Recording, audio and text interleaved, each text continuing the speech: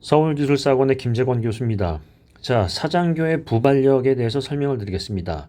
사장교의 부발력, 이거는 이제 문제점 유형으로 풀 수가 있겠죠. 이게 이제 내용을 보다 보니까 정확하게 이제 못 쓰시는 경우가 많은데, 정확한 내용을 한번 생각해 보겠습니다. 자, 일단 문헌 대연검, 문제점이 있고, 그 다음에 원인이 있고, 대책이 있을 거예요. 가장 중요한 거는 문제점은 어떻게 되죠? 여기 이제 하중이 작용하면 여기 메커니즘이라고 설명했는데 부발력에 대한 메커니즘, 발생 메커니즘은 어떻게 되는 건가요? 사중이 충력으로 연직하중, 이것도 이제 구체적으로 써야 되겠죠. 구체적으로.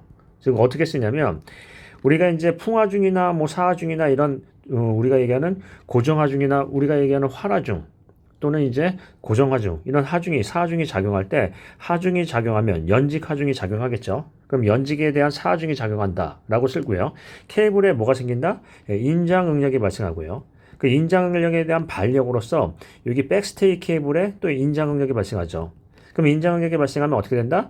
여기 슬래브가 우리가 얘기하는 걷어 상부 구조물이 부상을 하게 되고요. 부상으로 인해서 교자 장치에 부발력이 발생하는 거죠. 그래서 이 내용을 쓸 때 여기 내용을 보시면 어떻게 됐죠? 주경간의 사중이 이제 작용을 하고요. 연직 하중이 작용해서 주경간 케이블 이렇게 해서 돼 있는데 이게 어떻게 된다라는 거예요? 거동을 설명하시죠. 거동. 즉 무슨 얘기냐면 어떤 응력이 작용하고 우리가 역학적으로 표현한다면 어떤 응력이 작용하고 어떤 변형이 작용한다는 그 거동을 설명해야 되니까 다시 한번 얘기하면 사중으로 뭐가 작용한다? 하중이 수직 연직 하중이 작용한다. 그럼 연직 하중에 대해서 이 케이블이 중앙경관 케이블에 뭐가 한다? 인장력이 발생한다. 그럼 인장력에 대한 저항력으로 측경간에 우리가 얘기하는 백스테이 케이블에 뭐가 작용해요? 인장력이 작용하고요. 그러다 보니까 이 거동이 어떻게 되죠? 상판이 부상을 하게 되죠. 즉 상향의 어떤 변이를 갖는다는 거예요. 그래서 부발력이 발생한다는 거니까 메커니즘을 쓰실 때는 먼저 문제 들어가기 전에 메커니즘을 쓰실 때는 어떻게 한다? 거동 특성을 쓰셔야죠. 거동 특성. 즉 어떤 거동이에요? 역학적 거동 특성. 역학이라는 건 뭘 얘기한다고 했죠? 응력이나 변형의 관계를 얘기했으니까 변형이나 응력이 어떻게 작용하는지 그 거동 특성을 설명해야지. 주 케이블, 측경관 케이블 뭐예요? 무슨 힘이 작용하고 무슨 응력이 작용하고 무슨 변이가 생기는 거죠? 그러니까 이런 부분도 정확하게 쓰신다. 메커니즘은 정확하게 쓰시고요. 자, 문제점은 구조적 문제와 비구조적 문제가 있겠습니다. 자, 구조적 문제는 어떤 문제가 일으키나요? 또는 비구조적 문제는 어떤 문제를 일으키나요? 한번 보겠습니다. 구조적 문제는 뭐가 일어나나요? 이런 것도 쓰려면은 그냥 교량의 손상 이렇게 쓰시면 다 X예요. 이게 구체적으로 써야지 교량의 손상? 이런 무책임한 말이 어디 있나요? 자, 한번 보겠습니다. 교자 장치에 부발력을 하면 뭐가 생겨요? 여기 이제 내용을 보시면 여기 이제 부발력이 있으니까 교자 장치에 뭐가 생겨요? 낙교. 교자 장치에 낙교가 생긴다 하는 거고요. 그 다음에 얘가 들리면은 이런 식으로 역방향에 부모멘트가 생기죠. 휜다라는 거예요. 그러니까 뭐가 생긴다? 측경간의 어떤 상부 슬래브에 인장균열이 발생하고 그 다음에 하부 걷어에 뭐가 생긴다? 압축 좌굴이 생기겠죠. 이게 이제 부모멘트가 생기니까 압축 좌굴이 생긴다. 그래서 이걸 구체적으로 써줘야 돼요. 그 다음에 얘가 이제 어떤 비틀림이 생기거나 이런 부분에서 문제도 생기고요. 또 신축이음은 어떻게 되죠? 신축이음에 대한 부분에서 과다한 어떤 변이가 생기는 거죠. 변형. 생긴다. 그래서 이 구조적인 어떤 문제가 생긴다. 즉 손상에 대한 부분을 구체적으로 쓸 수 있어야 되겠죠. 근데 이런 걸 쓰라고 하면 문제점은 그냥 교량 손상이라고 얘기해요. 자, 교량 어느 부재에 어떤 손상이요? 우리가 이제 문제를 풀 때는 정신을 집중을 해야 되겠습니다. 자, 구조적과 비구조적이 있고요. 비구조적에 대한 부분에서는 이제 기타 그 부분이 있겠죠. 자, 그 다음에 이제 원인과 대책을 얘기하는데, 자, 대책과 원인은 어떤 얘기를 하냐면 연관성이 있어야 돼요. 즉, 대책이 설계 시공상의 대책이라고 얘기한다면, 대책 원인은 어떻게 표현해야 되죠? 설계 시공상의 원인이라고 해야 되겠죠. 자, 일단 대책을 한번 보겠습니다. 대책은 설계상의 대책. 그 다음에 시공상의 대책을 할까요? 자, 설계상의 대책은 이 설계를 어떻게 하느냐 하는 거예요. 자, 이제 일단 측경관비. 측경관비는 이제 내용을 보시면 여기 이제 그 교량 그 경관장이 있죠. 경관장이 있는데 이 경관장을 이쪽에 측경관을 우리가 이제 표시할 때 거리 x에다 측경관이니까 사이드라고 표시하고요. 여기는 이제 중앙경관이니까 거리 x를 중앙경관 센터라고 표시를 하겠습니다. 그럼 측경관비가 어떻게 돼요? 사이드하고 센터라는 거죠. 그러면 이게 커야 돼요, 작아야 돼요? 측경관비가 크면 중앙경관이 작다. 네, 그러니까 중앙경관이 길면은 아무래도 부발력이 많이 생기겠죠. 그러니까 얘가 어떻게 해야 돼요? 크게 해야 된다. 크게 설계. 뭐 0.5 정도 얘기하는데 크게 설계해야 된다. 이해되세요? 자, 그 다음에 케이블의 경사 한번 보겠습니다. 경사는 어떻게 되죠? 얘를 급하게 설계를 해야 될까요? 완만하게 설계를 해야 될까요? 급하게 설계한다라는 거는 중앙경관이 짧다라는 거고요. 완만하게 설계한다는 거는 중앙경관이 길다라는 걸 얘기하는 거니까 케이블 경사를 어떻게 한다? 급하게 설계한다는 거죠. 자, 그 다음에 주탑고를 한번 보겠습니다. 주탑고는 높게 설계해요? 낮게 해요? 뭐 똑같은 얘기예요. 자, 주탑고가 높다라는 거는 중앙경관이 짧아질 수 있고요. 낮아지는 것은 중앙경관이 길어진다는 걸 의미할 수 있기 때문에 주탑고를 높게 설계한다. 뭐 기타 등등. 자, 그 다음에 시공상 대책을 한번 보겠습니다. 시공상 대책은 이게 내용을 구체적으로 쓸 수 있어야 돼요. 어느 부재에 어떤 대책을 수립하느냐 하는 거죠. 자, 이거 한번 볼까요? 측경간에 우리 이제 보통 얘기하면은 사중을 늘리는 균형추, 카운터웨이트 공법이 있고요. 그 다음에 이제 전단키, 시어키를 설치하는 방법이 있고요.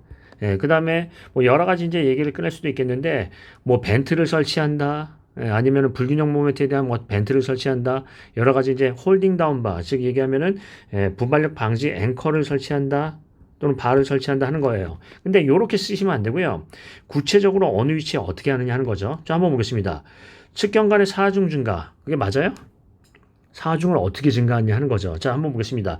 측경간을 어떻게 시공을 하냐면 이중 합성 교랑 이중 합성으로 설계를 한다는 거예요. 시공을 한다는 거예요. 그러면 우리가 이제 보시면 여기 이제 사장교가 있으면 중앙경관에서는 강교로 하고 여기서는 복합교는 콘크리트교나 하이브리드교나 또는 이중합성교를 하면 여기 하중이 증가가 되기 때문에 부발력은 안 생기겠죠.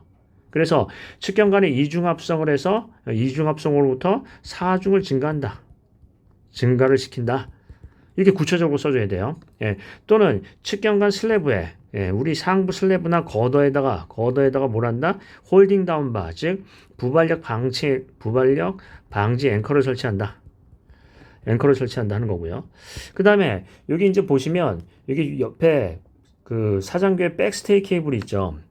즉 이 백스테이 케이블이 이제 가장 힘이 많이 걸리는 측경간에 연결된 부재인데 이 백스테이 케이블을 어떻게 한다? 타정식으로 현수교처럼 밑에다가 박아 넣으면 어떻게 돼요? 부발력이 저감되겠죠.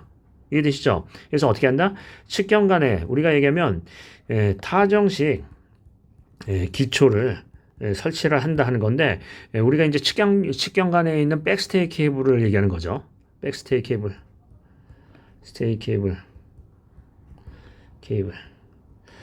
자, 그 다음에 이제 뭐 전단키를 하는데 전단키는 어떻게 해요? 측경간에 또는 교대 측에 교자 장치에 부발력 방지를 위한 전단키를 설치한다. 뭐 이런 것들을 얘기를 꺼낼 수 있어요. 이해되시죠? 네. 자, 그런데 한번 보겠습니다.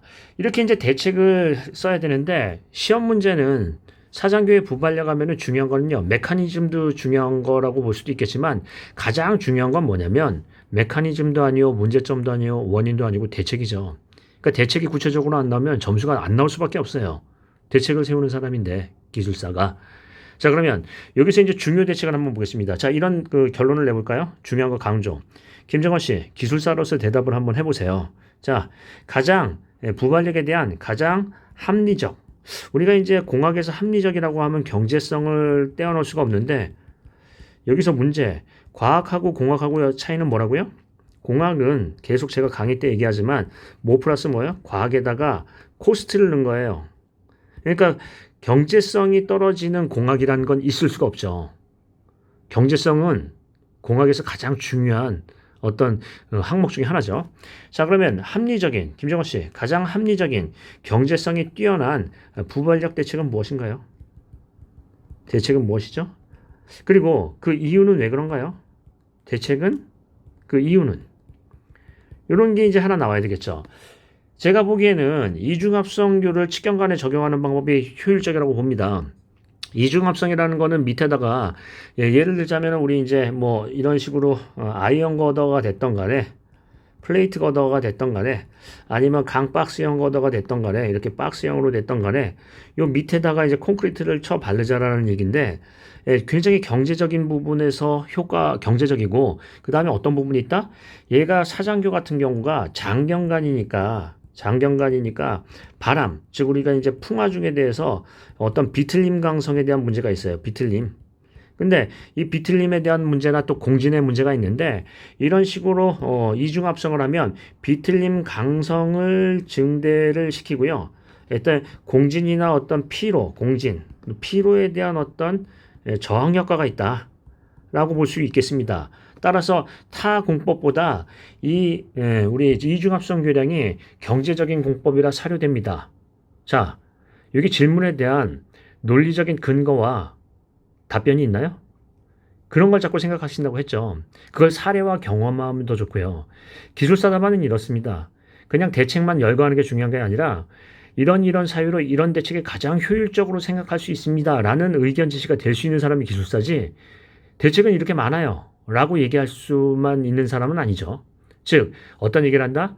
기술사의 정의는 현장에서 발생 가능한 문제를 발췌하고 적용 가능한 대안을 제시할 수 있는 사람이라고 얘기했어요. 자, 대안을 제시하셨나요? 그럼 그 근거는요? 그게 나와야죠. 그래서 여기 이제 답안을 막 멋있게 썼는데 용두삼이에요. 자, 쭉 나가다가 대책하고요. 그래서 중요 대책이 뭐예요? 요런 게 아깝죠. 요런 게 이제 합격에서 왔다 갔다 하는 거예요. 제가 줄 때는 60점 합격을 안 주고요. 59.9 줍니다. 왜냐면 어떤 논리적인 결론이 없죠. 이해되시나요? 기술사 잘 생각해 보면 그렇게 어렵지 않아요. 논리적인 결론이 제일 중요하다고 볼 수도 있는데 그런 부분이 나올 수 있겠습니다. 이중합성 같은 경우나 하이브리드 교량을 적용하면 경제적이면서 어떤 비틀림 강성을 확실히 늘릴 수 있는 그런 방법이 될 수 있겠네요. 그런 고로 어떤 공진 현상에 대한 부분이나 피로에 대한 부분, 이런 파괴에 대한 동적 어떤 거동 특성에 대한 부분의 저항성을 높일 수 있다라고 얘기할 수 있겠네요. 이해되시죠? 자, 그럼 다시 한번 보겠습니다. 여기 내용은 정의 잘 쓰시고 메커니즘인데 메커니즘이 부실하다. 거동 특성이 설명이 안 돼 있다 하는 거고요. 자, 원인에 대한 부분과 대책을 잘 쓰셨는데 대책은 어떻게 한다? 가급적 분류식으로 설계, 시공 뭐 이런 얘기를 꺼내고요. 그 중에 중요 대책을 논리적 결론하에 강조를 하시면 되겠습니다.